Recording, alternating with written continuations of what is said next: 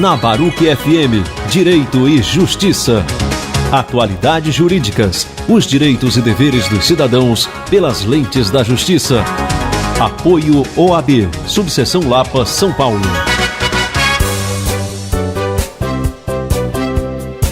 Olá, queridos ouvintes da Rádio Baruch FM. Sejam bem-vindos ao programa Direito e Justiça, apresentado por mim, Patrícia Fernandes, juntamente à doutora Andréa Modolin, aqui na UAB Lapa. Queridos ouvintes, boa noite. Hoje eu e a doutora Patrícia, nós vamos entrevistar a doutora Fátima Pereira Neubayer. A doutora Fátima é advogada formada desde 1998, graduada na Unip, pós-graduada em Direito do Trabalho e Processo do Trabalho pela FMU, pós-graduada em Seguridade Social pela Faculdade Legale. No momento, ela está cursando MBA em Direito do Trabalho e Previdenciário na Faculdade Legale, sócia da Lino, Muraro, Carvalho e Neubayer Sociedade de Advogados. Também presidente da Comissão de Direito Previdenciário dessa casa. Muito boa noite, doutora, seja muito bem-vinda, muito obrigada por aceitar nosso convite. Boa noite, Andréa, boa noite, Patrícia, e a todos que estão nos ouvindo. Só posso dizer muito obrigado por essa oportunidade para poder divulgar um pouco mais do trabalho do OAB nesse segmento. Então vamos conversar um pouquinho sobre ser presidente da Comissão de Direito Previdenciário. Quais são os objetivos da comissão? Bom, alguns dos objetivos da Comissão de Direito Previdenciário é alavancar questões pertinentes ao advogado previdenciarista, representar interesses dos advogados junto ao Poder Judiciário, junto ao INSS, às agências de previdência social, organizar eventos, palestras, congressos, workshops, alavancar a elaboração de estudos científicos, artigos e similares. Como funciona essa alavancar questões pertinentes ao advogado previdencialista? Seriam cursos, seriam textos? Como é isso? Como isso funciona na prática? Bom, na prática, o que acontece? Nós fazemos reuniões da comissão para que venham sugestões de colegas, membros da comissão, ou que participem até de comissões de outras subseções também. E o congresso que nós montamos, ele faz parte de uma dessas ideias, em parceria com o Dr. Marcos Viciege, que é da Comissão de Direito Previdenciário e Empresarial do OAB de Santo Amaro. Conversei com ele, porque já vi palestras deles aqui, nessa casa, e ele surgiu com esse projeto um pouco mais ambicioso do Congresso, né? A ideia era mais modesta, era apresentar palestras pela comissão, ele sugeriu, e eu aceitei. Eu falei, então, vamos embora. Agora, uma pergunta técnica minha, pessoal. Sim. Vamos falar um pouquinho de direito previdenciário? Vamos. Do Congresso é a minha cereja do bolo hoje. Ah, tá, ok. Tá bom? Claro. Vamos falar um pouquinho de direito previdenciário. Tinha a reforma para ser aprovada, foi suspensa. Com isso também tinha a reforma na lei de recuperação judicial, que estava aguardando a reforma do direito previdenciário. Sei disso porque eu trabalho com recuperação judicial. Então, a gente estava esperando a aprovação da reforma no previdenciário para depois ir para o projeto de recuperação judicial. Enfim, nenhuma nem outra. É verdade. E eu notei, inclusive eu pessoalmente, devido ao meu INSS, eu notei um certo pânico das pessoas, né? Porque existem pessoas que iam aposentar agora e aí parece que ia estender a data. Como é que vai ser esse negócio? Bom, na verdade, o que acontece? Existe muita especulação sobre o assunto, mas o cidadão que tem direito adquirido, ele tem direito de aposentar, a reforma da Previdência não deve alterar o seu direito a um benefício, a aposentadoria, ou seja ele qual for. Mas esse direito quer dizer quantos anos? Por exemplo, para mim falta 7 anos para aposentar. Mas aí não é direito adquirido. Direito adquirido é quando Direito adquirido é assim. É isso que eu estou... Tá. Existe... Esse pânico criou para todo mundo, entendeu? Porque as pessoas que não têm o direito à aposentadoria, elas ficam preocupadas e com uma certa razão, porque, infelizmente, o INSS, a Seguridade Social como um todo, vou tomar as palavras de um outro colega, é uma máquina de moer direitos. Então, eles não criam facilidades. Só dificuldades. Só dificuldades. Então, é a burocracia, o excesso de burocracia, até mesmo para outros colegas que não são especialistas na área, encontram muita dificuldade, não segue o mesmo padrão de outros segmentos do direito, que é a lógica e a normativa. Está na lei? Então tem que cumprir. Mas, na Previdência, está na lei... É um mundo à parte. Porém, contudo... É um mundo à parte. É um mundo à parte, então, precisa estar muito conectado com legislação, com normativa, com as questões administrativas, com a IN 77 de 2015, que é uma normativa dentro do INSS, que, via de regra, ela está em consonância com a Lei de Benefícios e a Lei de Custeio da Previdência Social. Mas, voltando ao seu questionamento, o que acontece?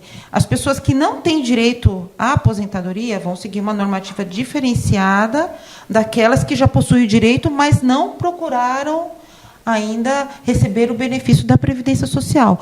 O que você seleciona como quem tem direito e quem tem direito e não procurou? São aquelas pessoas que cumpriram o tempo de contribuição ou já têm a idade e o tempo Essa é o que tem direito. Essa é que tem direito. Tá. Isso não deve ser alterado. Porém, o INSS sempre procura barrar o direito da pessoa receber. Aí ela tem que buscar um especialista, um advogado, para verificar se ela atende todos os requisitos legais para conceder, para ter direito ao benefício. Se o INSS travar esse direito, precisa discutir, ou administrativamente, o que é resolvido, na maioria das vezes, direto na agência, e casos particulares são resolvidos só no judiciário. E existe, desculpa a minha ignorância, mas existe o tal do pedágio ainda? O pedágio, ele ainda existe para alguns cidadãos que estão procurando benefício aposentadoria. Como a reforma não foi aprovada ainda, creio que não vai ser aprovada esse ano, é só uma suspeita pessoal. Por causa das eleições também, né? Então isso será para o ano que vem, talvez para o ano que vem. Certo. Né? Então, o pedágio ainda existe da forma como está na lei atual. Então, a pessoa ela tem direito a um benefício e ela tem quase atingir os requisitos. Então, existe esse pedágio que é verificado de acordo com o tempo de contribuição, quando ela começou a contribuir, o gênero, homem ou mulher, quanto falta para aposentar, a forma da contribuição, se existe algum tipo de buraco na contribuição, se ela saiu do sistema e voltou para o sistema, como resgata o tempo anterior. Então, na verdade, cada caso é um caso. E não dá para generalizar. A gente precisa verificar a situação de cada pessoa que quer o benefício. Entendi. Sua especificidade, né? Na verdade é isso. Então, entendi. E esse pedágio é de quanto tempo, mais ou menos, antes da aposentadoria? Ou cada caso na verdade, cada caso é um caso. O que mas tem pelo gênero, homem, tantos anos antes de aposentar, você tem o pedágio? Tem alguma coisa assim ou não? Tem sim, Andréia. Na verdade, a pessoa, quanto mais, vamos fazer uma linha geral, quanto menos a pessoa contribuiu, quanto mais jovem for, ela vai ter que pagar um pedágio do tempo que falta para contribuir. Então, vamos falar em números. Digamos, a pessoa pagou 10 anos, mas a pessoa tem 35 anos, então ainda tem mais 25 anos pela frente. Entendi. Então, ela pagaria um pedágio em tempo percentual em cima desse tempo que falta dos... É muito legal você explicar isso, porque não só a população, mas existem vários advogados que não sabem disso, né? Não, é muito complicado. Tudo demanda muito estudo. Eu mesma, independente do tempo que eu tenho de formada, eu sempre continuo estudando, porque sempre tem novidade por aí. E a tal da reaposentadoria, existe? Pois é. Essa questão da reaposentadoria... Há pouco tempo li alguma coisa que parece que ia voltar, se podia reaposentar, não pode mais reaposentar. Então, eu escutei o passarinho cantando e não sei aonde. Na verdade, houve uma discussão, uma tese que foi levantada, que foi julgada no Supremo, um tema correlato, que é a desaposentação. Desaposentação, né? Só para a gente conciliar aqui. E essa tese, ela não ganhou êxito no Supremo. Foi um acompanhamento acirrado. A ideia é que os aposentados que continuam trabalhando e continuam recolhendo teriam o direito de um recálculo, né? Mas a barreira legal é que precisa ter uma fonte de custeio correlata, né? Então, assim, eu vou recalcular meu benefício porque eu trabalhei mais um pouco, mas tem outras pessoas que vão querer recalcular e que não trabalharam tanto assim. Então, começa a vir um entrave e, na verdade, tudo se resume à caixa. A dinheiro. Dinheiro, né? Então, assim, a reforma da Previdência, ela tem um cunho jurídico, mas, na prática, tem uma questão econômica e política muito forte. Então, na verdade, todo mundo estava esperando a reforma da Previdência. Aprova ou não aprova, vai sair daqui a pouco, e veio a reforma trabalhista. Você lembra, eu não sei, você é muito jovem. Obrigada. Mas eu acho que você não pegou o tempo dos militares, né?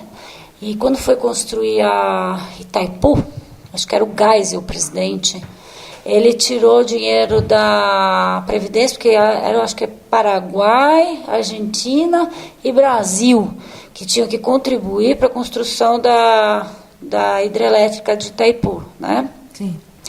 O Geisel pegou o dinheiro da Previdência para botar na construção e foi o único país que contribuiu, porque os outros não tinham dinheiro. Esse negócio, eu tinha 5 anos de idade, mais ou menos, 6 anos de idade. Esse negócio é mais velho do que andar para frente. O que nós temos um problema muito mais sério que esse, que é a administração, corrupção no país. Eu acho que o caixa vai quebrar a qualquer momento. Eu acho que esse caixa vai arrebentar a qualquer momento. Muita gente de outro Brasil está se tornando um país velho, mais velho. Os jovens estão migrando para outros países. Eu não sei, o que você pensa a respeito disso? Olha, essa é uma questão bem polêmica, porque depende da perspectiva, na verdade, né? Então, assim, o governo fala que há um déficit, né? Que ele mesmo criou. Pois é. E não foi a sua empregada, nem a minha, nem o meu avô que trabalhava na fábrica, não foi o pobre coitado que recebe um salário mínimo de aposentadoria. É verdade. O que acontece, assim, o governo, ele informa, né, apresenta cálculos e apresenta planilhas atuariais falando que a Previdência está com déficit orçamentário. Por outro lado, vendo da perspectiva fora do governo, ao entendimento de que há um superávit orçamentário na Previdência Social. Na verdade, é que eu até comecei a pensar um pouco nisso antes da gente chegar aqui para a entrevista, que o que acontece? É má gestão. A gente pode falar que há um déficit, né? Eu vejo dessa forma. Sim, mas o déficit só vem por um motivo, pela má gestão do homem. Má gestão, assim, não é nem má gestão, eu acho que é a ausência de gestão, né? Porque vistas largas para muita coisa. Também. Porque assim, o que a gente verifica, né, pela reforma da Previdência é que busca estrangular mais ainda o cidadão, né? Boa parte do cidadão que contribui de uma forma ou de outra, e não busca, na verdade, contratar até auditores fiscais da Previdência Social, porque agora a Previdência e Receita é uma só. Com isso social já... Pois é, então, as chances que a Previdência, como instituição, tem de buscar devedores contumazes que devem bilhões para a Previdência é muito maior, porque a Receita Federal, como um braço do Poder Executivo, ela tem muitos recursos. Eu acho também aquele negócio condições. De muita gente que eu já vi, e eu vou falar mesmo na rádio, se eu for presa, vocês me tiram da cadeia, tá? Eu vou falar mesmo. Eu acho que tem muita gente que recebe aposentadoria de pai e não casa para poder ficar com a aposentadoria do pai. Tem muita gente que morreu e a outra pessoa recebe a aposentadoria e não morreu. Então, sabe, eu acho que existe uma... não deveriam fazer jus e exatamente. O benefício que deveria ser usado para outra pessoa, né? Isso é muita falta de vergonha na cara de educação. Parece que a indecência é crônica, né? em alguns segmentos, né? Infelizmente. Aí nós podemos até partir por uma questão filosófica, porque eu acho que aqui no nosso país, as pessoas que são honestas, que agem com dignidade e decência, são vistas pela maioria, infelizmente, como... idiotas. Você é trouxa, entendeu? Você quer agir em conformidade. Você vai dar dinheiro pro governo? Então o pessoal já parte daquela filosofia, pra quê? Eu vou ficar com ele pra mim. Sempre foi assim, mas vai ter que terminar esse negócio desse sempre foi assim, sabe? Vai ter que ter uma vistoria, uma auditoria, sei lá o quê, pra achar todo mundo. Não é só a administração. Uma política antifraude, você diz? Exatamente. A falta de administração, é lógico que ela propicia a fraude, certo? A negligência propicia a fraude. Eu acho que tinha que ser revista a aposentadoria de todo mundo, principalmente agora que a gente conta com a tecnologia. Com e certeza, todos os programas e sociais são casados. Receita Federal, INSS, não tem como mais mentir. Está aí para todos verem, né? Essa é a verdade. Agora tem que tem que finalizar, fechar esse círculo, né? Nós sabemos que tem empresas grandes que devem bilhões para a Previdência. E então, tem que pagar. daí deveria vir esse dinheiro para readequar, para equilibrar a Previdência. Porque falar que a Previdência vai quebrar, apesar de todo o déficit, eu não creio que o governo permita que isso aconteça. Eu não sei, se o governo só não pode permitir que isso, é uma questão de dinheiro. É muito fácil, você tem um ativo de tanto e um passivo de tanto. Como é que o governo faz para levantar esse ativo, para fazer conta ao passivo? Simplesmente fiscalizando para onde está o dinheiro, indo o dinheiro. E eu acho assim, você já ouviu falar em programa de compliance? Já. A Previdência devia ter um muito sério, no seguinte sentido, ter canal de denúncia. Por exemplo, eu sei que o meu vizinho, que a minha vizinha recebe dinheiro, que era do pai, é casado com 3 filhos, já tem um neto. Entendeu? Devia ter um canal de denúncia. Também para isso. Eu acho que até existe, mas eu acho que a população devia pensar no futuro até dos filhos dela e começar a denunciar. Denunciar empresas mesmo. Eu estou sabendo que o meu patrão está me sonegando.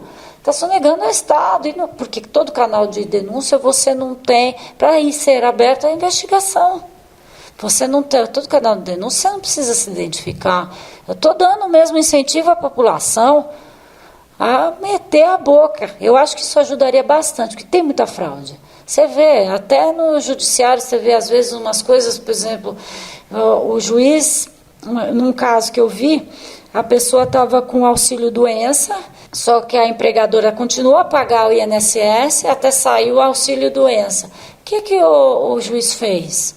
O juiz falou assim, não, você vai começar a receber desde a perícia, e não desde a primeira negativa do INSS, porque o seu empregador estava pagando o seu INSS. O empregador foi lá e falou assim, eu paguei por uma questão de dignidade, para não ter que pagar depois, porque eu não sei o que vocês vão resolver. Entendeu? Então você vê uma embrulhada aí que não tem nexo. É o que você falou, você tem a norma, mas como ela é cumprida é bem diferente. Porque assim, algumas questões barram, porque direito é bom senso, né, Andréia? Estou te colocando uma saia justa, não estou querendo que você concorde comigo, não.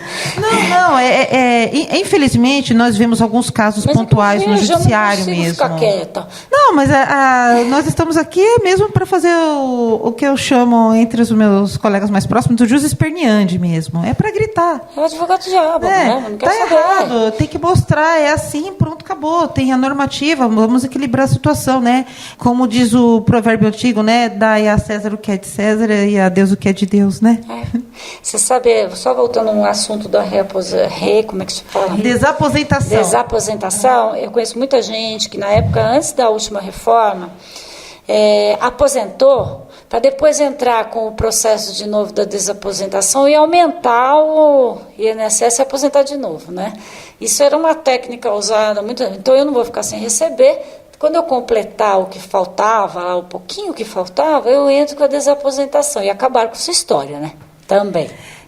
Isso era um truque que era ficou muito utilizado. Assim, né? Então, ficou muito na cara. Eu creio, eu tenho colegas que fizeram alguns procedimentos, né? Acreditando que há uma base legal para poder discutir a desaposentação. Acabou com esse negócio. Né? Da forma como foi discutida no Supremo, em última instância, isso aconteceu há mais ou menos... Foi o ano passado, eu não sei te dizer, pouco mais de um ano, talvez, né? Eu até fiz um acompanhamento de perto, porque o doutor Carlos Gouveia, que é da Comissão de Direito Previdenciário do OAB Central, levantou essa questão e seguiu até o Supremo.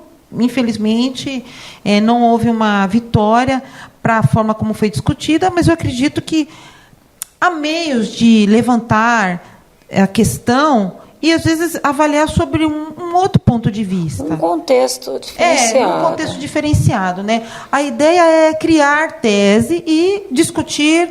Não foi da forma como foi colocado, o Supremo não aceitou? Talvez possa aceitar dentro de um outro contexto, né? Porque, assim, a situação da Previdência Social já é complicada. Até dá para entender por que o Supremo fez a colocação e barrou a desaposentação. Porque com o déficit que nós temos, sem um plano de conseguir recuperar o crédito em favor da Previdência... É uma recuperação judicial na Previdência. Se liberar a desaposentação agora, nesse contexto, talvez acarretasse um prejuízo maior. Né? Mas a base legal, né, eles entenderam que não foi o suficiente. Queridos ouvintes, conforme eu tinha falado, eu tenho uma cereja de bolo hoje na nossa entrevista. A doutora Fátima, ela participou do congresso no dia 1º/9 sobre direito previdenciário. Doutora Fátima, como foi esse congresso? Quais os assuntos abordados? Bom, o congresso foi um sucesso, nós tivemos vários profissionais renomados, autoridades jurídicas no assunto. Em síntese, foram abordados vários temas relacionados à advocacia empresarial previdenciária. É um ramo do direito que está em franca ascensão, poucos profissionais bons para poder falar sobre o assunto e atuar dentro desse segmento. Bom, a pauta, em resumo, abordou crimes previdenciários, INSS na construção civil, compliance e gestão de afastados, imunidade tributária das entidades de assistência social, certidão negativa de débitos, planos de previdência complementar e penhorabilidade ou não desses planos de previdência complementar, NTEP, que é o Nexo Técnico Epidemiológico, e suas particularidades. E qual foi o público-alvo? Bom, o público-alvo, a princípio, advogados, bacharéis, estagiários, que atuem ou não neste segmento. Que atuaram, né?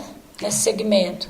Não, que atuem mesmo. Que atuem atualmente, ou tenham interesse em descobrir uma nova proposta de trabalho. Entendi. Então, parabéns pelo evento. Obrigada, Andréia. Estamos ansiando o próximo. O próximo evento, porque eu soube mesmo que foi um sucesso. E gostaria de convidar você para uma outra conversa aqui na rádio. Infelizmente, hoje nós vamos ter que encerrar nosso tempinho já. Rápido. Que bom, eu agradeço. Espero que você tenha gostado de participar com a gente aqui. Nossa, não, adorei, gente. E desculpe as minhas colocações. Imagina, eu que agradeço. A gente cresce. Franco, né? Não, mas a gente cresce assim, não é com a situação, é quando nós encontramos opositores nas conversas que a gente busca força no argumento para convencer o outro. Queridos ouvintes, infelizmente nosso tempo chegou ao fim. Este foi mais um programa Direito e Justiça, apresentado por mim, Patrícia Fernandes, juntamente à doutora Andréa Modolin, aqui na UAB Lapa, e entrevistamos a doutora Fátima Neubayer. Esperamos que vocês tenham gostado do programa e esclarecido suas dúvidas sobre direito previdenciário. Boa noite, queridos ouvintes. Esperamos vocês no próximo programa Direito e Justiça. Vocês são os nossos convidados. Você ouviu na Baruque FM Direito e Justiça. Atualidades jurídicas, os direitos e deveres dos cidadãos pelas lentes da justiça. Apoio OAB, Subseção Lapa, São Paulo.